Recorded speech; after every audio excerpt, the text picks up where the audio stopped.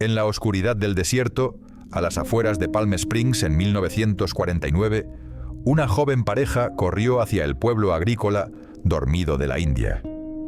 El conductor, ya borracho e infeliz en su matrimonio, era el cantante Frank Sinatra. Su compañera, igualmente ebria y recién salida de un matrimonio sin amor, era la actriz Ava Gardner, de 27 años. Se detuvieron en una calle lateral polvorienta, salieron del auto y comenzaron a disparar a las luces de la calle con pistolas. Cuando la policía local los llevó a la comisaría, los amantes rieron y encantaron su salida del apuro después de que el estudio pagara un soborno considerable. Unas horas más tarde, Gardner entró en la casa que compartía con su hermana Bapi y anunció en su acento de Carolina que lo había pasado de maravilla con el hombre casado que pronto dejaría a su esposa por ella. Esos destellos de romance temerario, armas, alcohol, risas y libertad, definirían la vida de Ava Gardner. Ella era una de las grandes bellezas de la edad dorada de Hollywood. Una mujer de ojos verdes andinos y pómulos que parecían capturar la luz.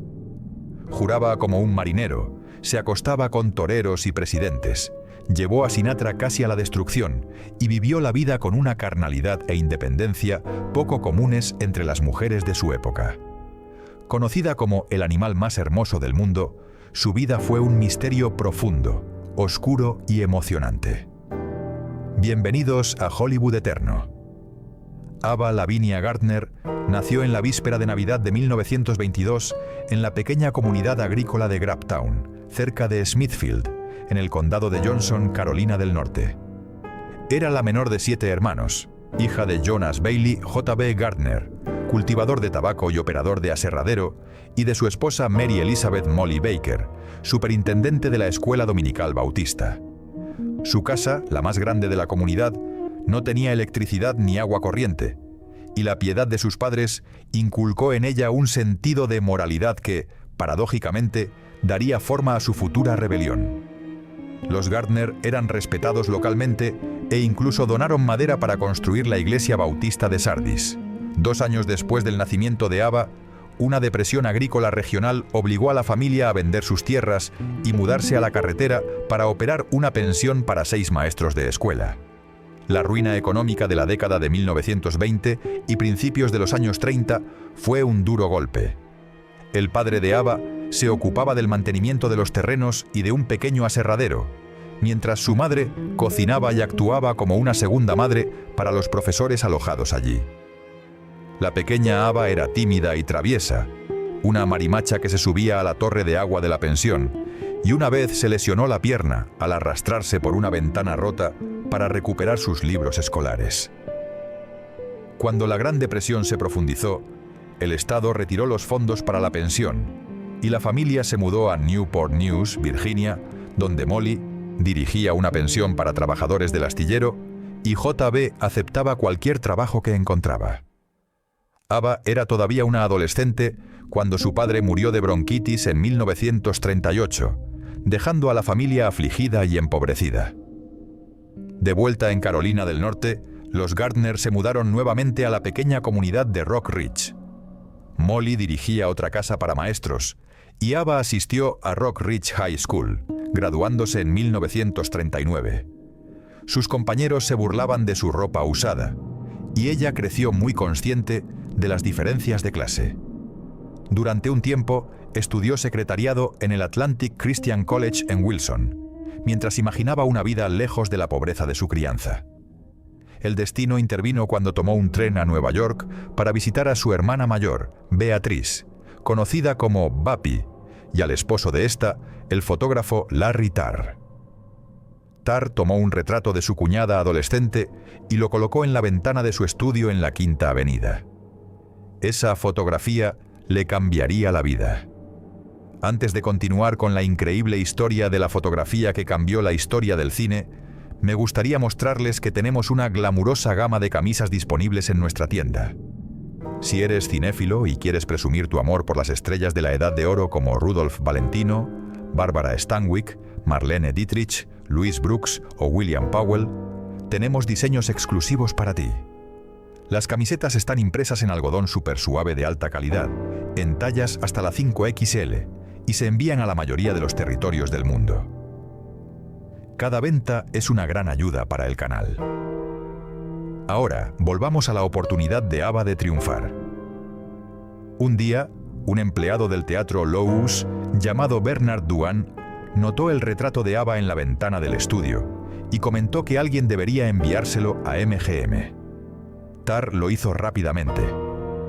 MGM reconoció de inmediato el potencial fotogénico de la adolescente y le ofreció una prueba de pantalla.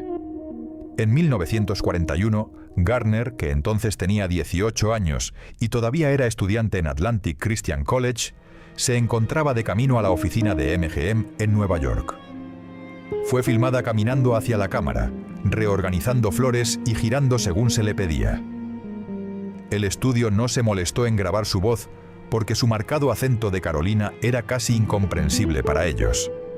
Sin embargo, el director de MGM, Louis B. Mayer, famosamente telegrafió: «Ella no sabe cantar, ella no sabe actuar, no puede hablar, es estupenda». Gardner firmó un contrato estándar de 7 años por $50 a la semana y dejó la universidad para irse a Hollywood. Su hermana Bapi la acompañó, actuando como acompañante y madre sustituta, porque Molly se negó a dejar que su hija menor viajara sola por el país. La primera tarea de MGM fueron clases de oratoria para neutralizar su acento y entrenamiento de canto para aprovechar su rica voz de alto. Gardner admitió más tarde que era tan tímida que a veces bebía antes de las escenas para controlar sus nervios. Pasó los primeros años de la década de 1940 ocupando papeles secundarios no acreditados, generalmente interpretando coristas o espectadoras decorativas. Mientras otras estrellas almorzaban en el comisariato de MGM, ABBA se sentía demasiado intimidada para unirse a ellas. La actriz Arlene Dahl recordó que Gardner tenía tanto miedo de ver a glamorosas estrellas como Lana Turner y Greer Garson que prefería comer en otro lugar. Durante esos años difíciles, trabajó duro, siguió las instrucciones de entrenadores y directores y observó cómo se comportaban los actores experimentados. 15 papeles secundarios después, en Ghosts on the Loose, 1943, finalmente consiguió su primer crédito en pantalla. La película era una comedia de bajo presupuesto, pero ver el nombre de ABBA en el cartel significaba algo. La industria había empezado a fijarse en ella. Sin embargo, pasarían 3 años más antes de que realmente explotara en la pantalla. Esa explosión ocurrió cuando el productor Mark Hellinger la eligió para actuar junto a Burt Lancaster en The Killers, 1946, un cuento noir de Ernest Hemingway sobre traición y hombres condenados. La interpretación de Gardner como la fatal Kitty Collins fue fascinante. Interpretó a una seductora cuya mirada ardiente y movimientos lánguidos justificaban los crímenes cometidos en su nombre. Los críticos adoraron su actuación y el público quedó fascinado. De la noche a la mañana, ABBA se convirtió en el arquetipo de la sirena del cine negro. Al mismo tiempo que MGM la preparaba para la fama, su vida personal empezaba a entrelazarse con su carrera. Conoció por primera vez a otro talento de MGM, Mickey Rooney, a principios de los años 40, cuando se cruzó con él en el set vestido como Carmen Miranda durante el rodaje de Babes on Broadway. Gardner se sorprendió al ver a un hombrecito con tacones de plataforma y un turbante de frutas. Rooney detuvo la canción para coquetear con ella y pocos meses después estaban casados. Más tarde le dijo a Ann Miller: «No dejes que el pequeño te engañe. Él conocía todos los trucos del libro». El matrimonio, que tuvo lugar el 10 de enero de 1942 en la remota ciudad de Ballard para proteger la imagen típica estadounidense de Rooney, duró apenas un año. Gardner solicitó el divorcio en 1943 alegando crueldad mental. En privado, lo culpaba por el juego y la infidelidad, pero se negó a dañar su imagen pública. La muerte de su madre, Molly, el mismo día en que se hizo efectivo el divorcio, fue devastadora. «Fue el día más triste de mi vida», diría después. Aún afligida, Gardner se lanzó a un segundo matrimonio con el líder de banda Artie Shaw en 1945. Shaw, intelectual y ávido lector, animó a su insegura esposa a matricularse en UCLA. Ella estudió literatura y economía y sobresalió. Sin embargo, la naturaleza controladora de Shaw pronto la asfixió. Le daba listas de lectura, corregía su forma de hablar y parecía decidido a moldearla a su imagen de mujer culta. Ava no estaba contenta con esa expectativa y el matrimonio colapsó en un año. Para 1946 estaba soltera de nuevo y en la cúspide del estrellato tras The Killers.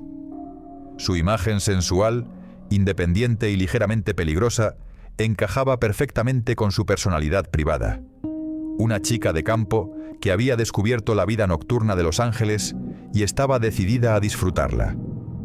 Fumaba, bebía bourbon, jugaba en Las Vegas y bailaba hasta el amanecer. En este periodo inició una larga y complicada amistad con el solitario millonario y aviador Howard Hughes.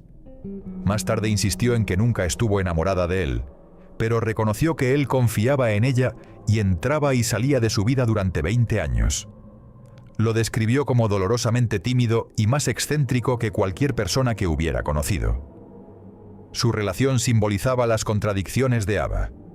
Una mujer que permitía que un hombre poderosísimo le regalara aviones y joyas, pero se negaba a acostarse con él.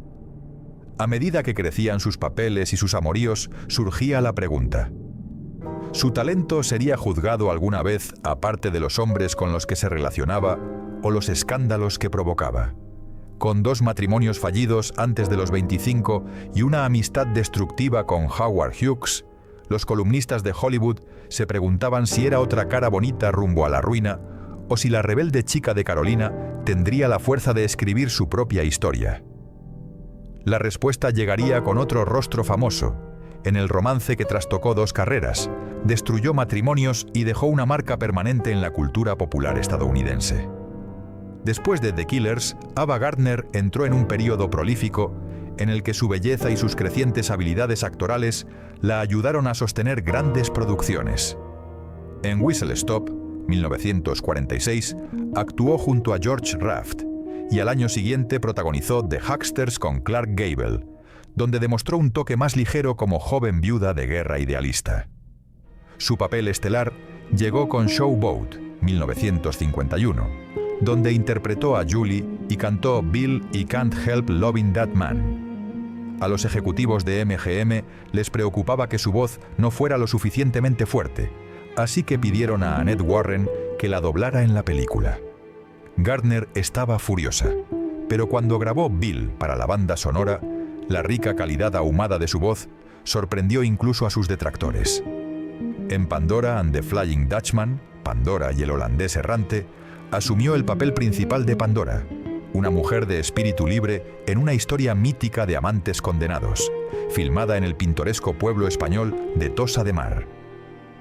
Los aldeanos la adoraban, y décadas después, el pueblo erigió una estatua de bronce de ella como Pandora contemplando el mar. Gardner siguió con adaptaciones de historias de Ernest Hemingway, incluyendo The Snows of Kilimanjaro, Las nieves del Kilimanjaro, y The Sun Also Rises, Fiesta.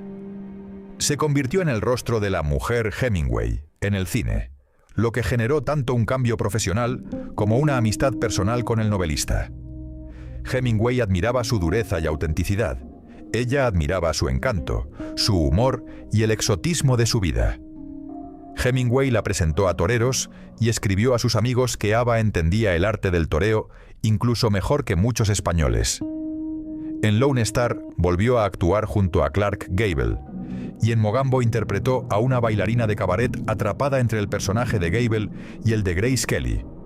Su actuación en Mogambo le valió su única nominación al Oscar como mejor actriz. Más tarde bromeó diciendo que trabajar con el director John Ford era como soportar un campo de entrenamiento. El hombre más malo de la tierra. Lo adoraba. En 1954, Gardner protagonizó The Barefoot Contessa, la condesa descalza, interpretando a María Vargas, una bailarina española que se convierte en estrella internacional y se casa con un noble europeo. El papel reflejaba aspectos de su propia vida. Le encantaba ir descalza en casa y se movía con naturalidad entre Los Ángeles, España y Londres. Fue en esta época cuando el departamento de publicidad de MGM la bautizó como el animal más bello del mundo.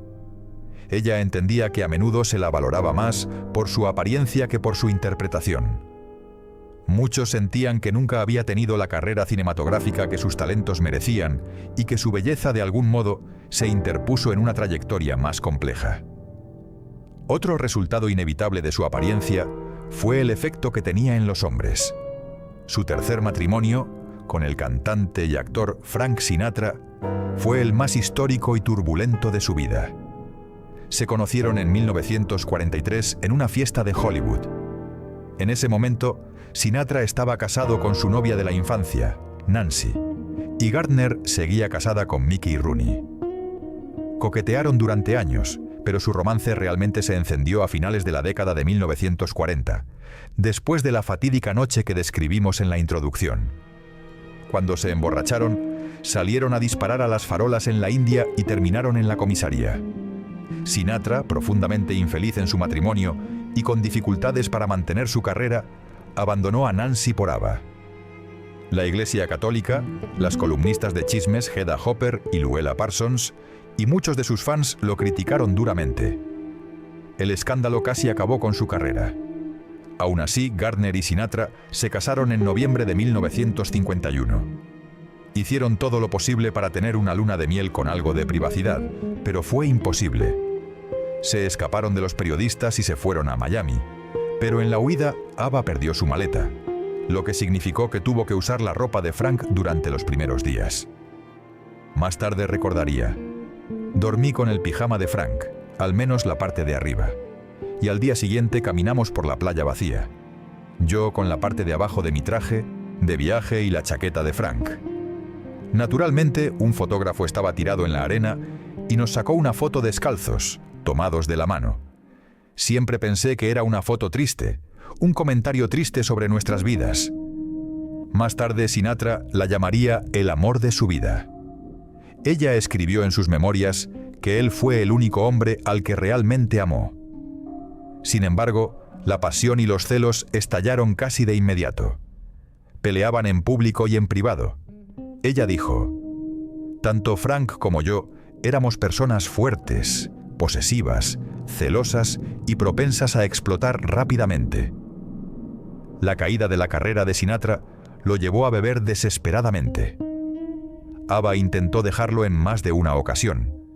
También usó sus conexiones para ayudarle a conseguir el papel de Maggio en From Here to Eternity, de aquí a la eternidad, persuadiendo al jefe de Columbia, Harry Cohn, a través de su esposa Joan. Sinatra impresionó y obtuvo el papel. La película le valió un Oscar y relanzó su carrera como cantante. Mientras tanto, la vida doméstica de la pareja era caótica y alimentada por celos constantes. Se divertían a lo grande, viajaban por el mundo y a veces podían pasar días sin hablarse. Gardner quedó embarazada 2 veces, pero abortó en ambas ocasiones, en parte porque la práctica habitual de MGM era imponer duras sanciones a las actrices que tenían hijos. Cuando estaba furiosa, Ava lanzaba objetos a sus amantes. Sinatra no fue la excepción. Su anécdota más famosa fue cuando le arrojó un cenicero de mármol a Howard Hughes y lo derribó de un golpe en la cabeza. Creyó que lo había matado hasta que él se tambaleó, sangrando, y se levantó del suelo. Con Sinatra nunca llegó a tanto, pero la mezcla era extremadamente volátil. El matrimonio duró 6 años. Ella solicitó el divorcio en 1954, pero este no se hizo definitivo hasta 1957. A pesar de la separación legal, siguieron siendo amigos fieles. Cuando Gardner sufrió un derrame cerebral debilitante décadas después, Sinatra pagó su vuelo médico privado a Los Ángeles y cubrió sus gastos de hospital. También envió uno de los primeros arreglos florales a su funeral. En sus memorias, Ava resume su relación con Frank como amantes por siempre, eternamente.